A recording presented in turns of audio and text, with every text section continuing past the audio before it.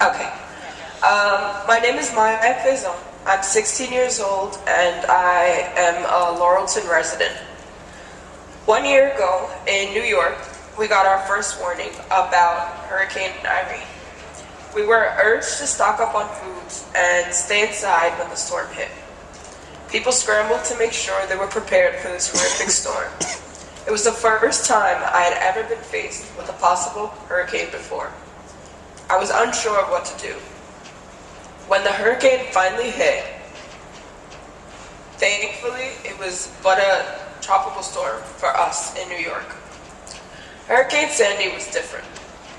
Things got serious very quickly. A lot of people underestimated the storm, including me, my family, and friends. That is a decision we will never forget. No one paid attention to the weather warnings. You never think it'll be you left without power or in the cold. You never think it'll be you left without gas. That was my mindset before the storm.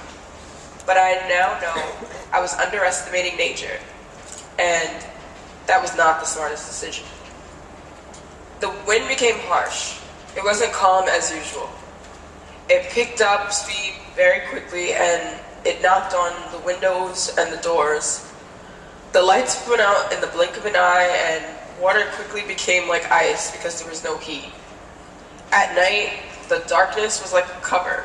It wrapped all around us and trees were down everywhere.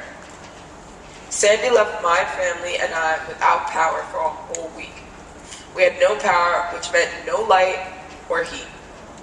We were freezing and afraid, not knowing what to expect. Eventually, my mother's car had no gas left to take us to the few places we could shower and just be warm. It wasn't bad enough if that wasn't bad enough. Sandy is the reason I'm now without an uncle. My uncle, Albert McSwain's life was ended. And because of Sandy's impact on the subway systems and the gas shortage, it was hard for us to even go see him in the hospital. He was paralyzed by a fall while trying to go for a walk.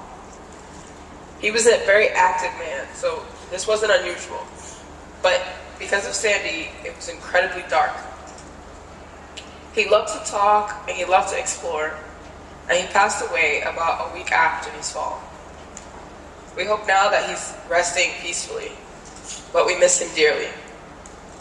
I'm grateful to have such a strong family, because if we weren't strong, Sandy could have really broke our spirits. But I know now, more than ever, why it's important to act on making the earth a more sustainable place. I'm 16. I go off to college next year, and I'm now afraid of what state my family and home will be in when I return from furthering my studies. I worry about what kind of world my sister and I have to look forward to. Most times, we're oblivious to the destruction that comes along with the changing climate and severe weather conditions. The storm made it clear to us New Yorkers that climate change is not only real, but it affects us too. New York City's economic costs to date are being estimated at about $42 billion. Although many may think that doesn't even take into account all the cost of rebuilding homes, etc. People are still left in the dark and in the cold and without food. Just like we have fire drills in school, we need to have evacuation plans and disaster preparedness kits. We must rely less on oil and more on alternative energy, so disasters